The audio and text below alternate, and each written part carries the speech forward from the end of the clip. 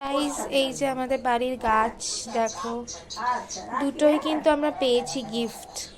দুটোই একজন আমাদের গিফট করেছে। এই দুটোই হচ্ছে তোমার পাতাবাহার গাছ।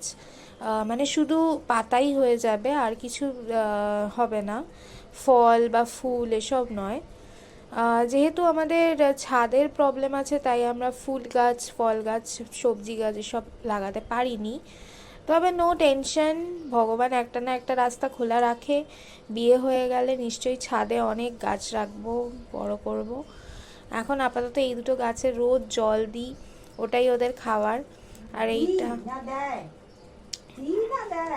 আমার লাঞ্চ হয়ে গেছে, এখন মায়ের ফোনে কথা বলাও হয়ে গেছে। এই যে মা এখন শুয়ে আছে, এতক্ষণ ফোনে কথা বলছিল। বাড়িটা কল সেন্টার হয়ে গেছে, সব সময় মায়ের এত ফোন আসে, দেখলে মনে হবে মা কল সেন্টারে কাজ করে। মা এখন ফোনে কথা বলছে, গাইস খুব ব্যস্ত। মা ফোনে কথা বলতে খুব ভালোবাসে, যেন ফোনে কথা বলেই যাচ্ছে। তোমরা দেখো আজকের ব্লগটা কেমন লাগে তোমাদের। মা ফোনে কথা বলেই যাচ্ছে। এমন ভাবে বলবি, ঠিক করবি, দ্বিতীয়বার যেন আর ফেল না হয়, তবেই। হ্যাঁ, ঠিক আছে। আমি তো ওই জন্যই সাথে সাথে তোকে ফোন করেছি, কারণ দেখ ও খাচ্ছে, আমি করে নিই যাতে ফোন।